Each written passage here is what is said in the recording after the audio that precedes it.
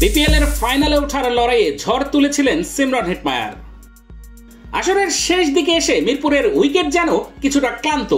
শুরুর দিকে রান উঠলেও প্লে অফে সেখানটায় ভাটা পড়েছে।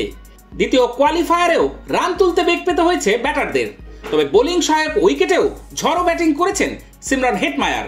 এই ক্যারিবিয়ান হার্ড হিটারের 50-তে লড়াইয়ের পুঁজি পেয়েছিল খুলনা। দেখে মনে হচ্ছিল উইকেট কিছুটা মন্থর। তাতে নেমে খুলনা টাইগার্সের উপরের দিকের ব্যাটাররা বেশ ধুকলেন। ব্যাটিং বিপর্যয়ে পড়ে অল্প পুঁজির দিকে থাকা দলকে পরে ঠিকই গতি দিলেন সিমরন হেটমায়ার।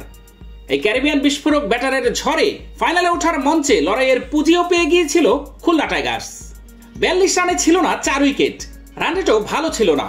খুলনা টাইগার্সের জন্য লড়াকু পুঁজি পাওয়াটাও কঠিন হয়ে গিয়েছিল। কিন্তু মাহিদুল ইসলাম অঙ্কন আর সিমরন হেটমায়ারের দুর্দান্ত ব্যাটিংয়ে বিপদ কাটিয়ে চ্যালেঞ্জিং সংগ্রহ করেছিল খুলনা। বিপিএল এর দ্বিতীয় কোয়ালিফায়ারে মেহেদী হাসান মিরাজের দল 6 উইকেটে তুলেছিল 163 রান। অর্থাৎ ফাইনালে যেতে হলে চিটাগাংসকে করতে হতো 164 রান।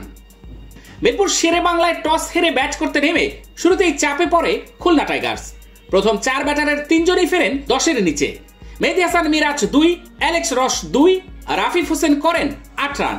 দুর্দান্ত ধারাবাহিক নাইম শেখ এবারের বিপিএলে 500 রান পূর্ণ করলেও ইনিংস বড় করতে পারেননি। 22 বলে 19 রান করে খালেদ আহমেদের বলে বোল্ড হয়ে ফেরেন তিনি। 42 রানে 4 উইকেট হারিয়ে ধুঁকতে থাকে খুলনা। সেখান থেকে হাল ধরেন সিমরন হেটমায়ার আর মাহিদুল ইসলাম অঙ্কন। 50 বলে 73 রানের ঝড়ো জুটিতে বিপর্যয় কাটিয়ে ওঠেন তারা। 32 বলে 1-4 আর 3 ছক্কায় 41 করে আউট হন অঙ্কন। দলকে 115 রানে রেখে ফেরেন তিনি। এরপর খুলনাকে চ্যালেঞ্জিং পুঁজি এনে দেওয়ার কাজটি করেছেন সিমরন হেটমায়ার। 33 বলে 6-4 আর 4 ছক্কায় 63 রানের বিধ্বংসী এক ইনিংস উপহার দেন ক্যারিবিয়ান ব্যাটার। শেষ 5 ওভারে 2 উইকেট হারিয়ে 73 রান সংগ্রহ করে খুলনা।